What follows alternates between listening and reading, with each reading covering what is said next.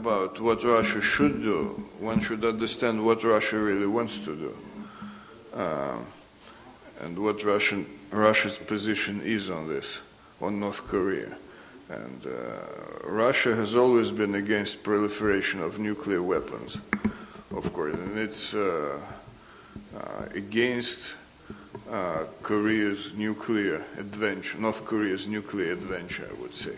But at the same time, it is worried very much about any possibility of a conflict there. And this is natural because we're a neighbor of North Korea, and if there's some kind of military conflict, it's going to influence our territory, both, from point of view of environment, for example, and maybe some migration flows and many other factors.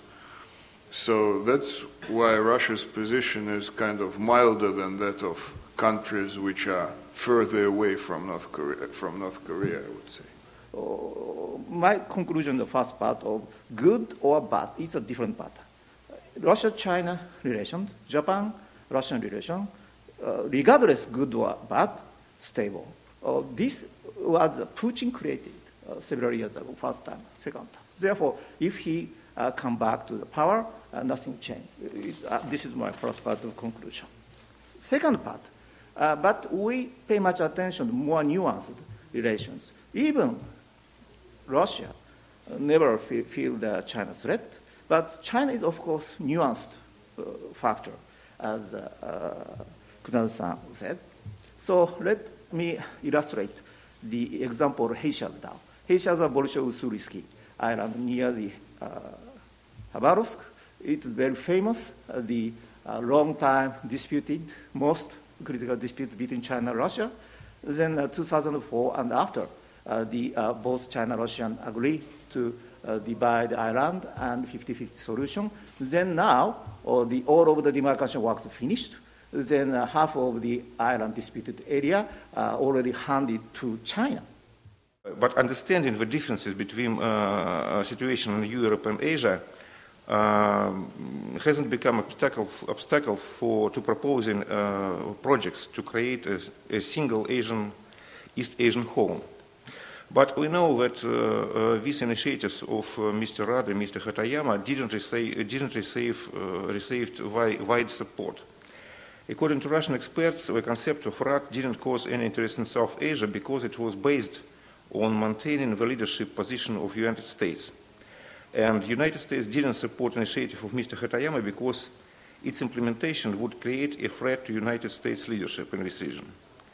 In Russia, by the way, both projects have received a positive assessment and the desire to find a way to improve the stability and level of cooperation in the Pacific region. But both these initiatives have been criticized for lacking concreteness.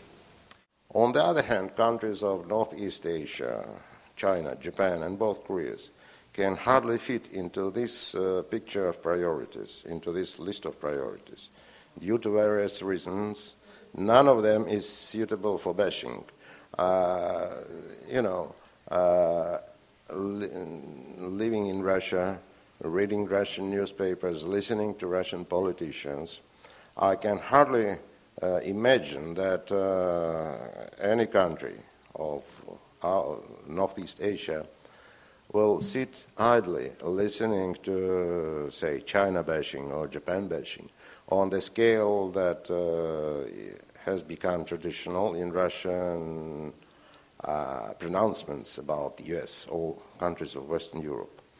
So they are not suitable for bashing.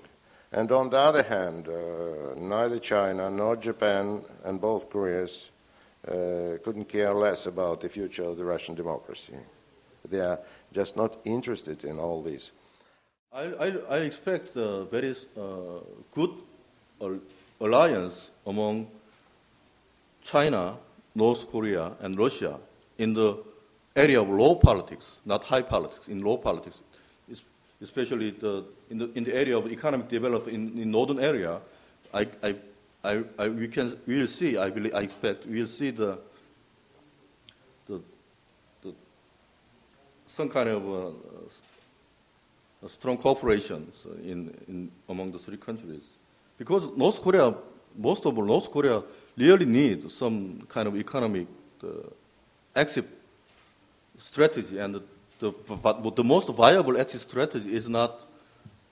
It's partial and very isolated development of economic some reasons, and one of the most promising reason is the borderline between among the three countries.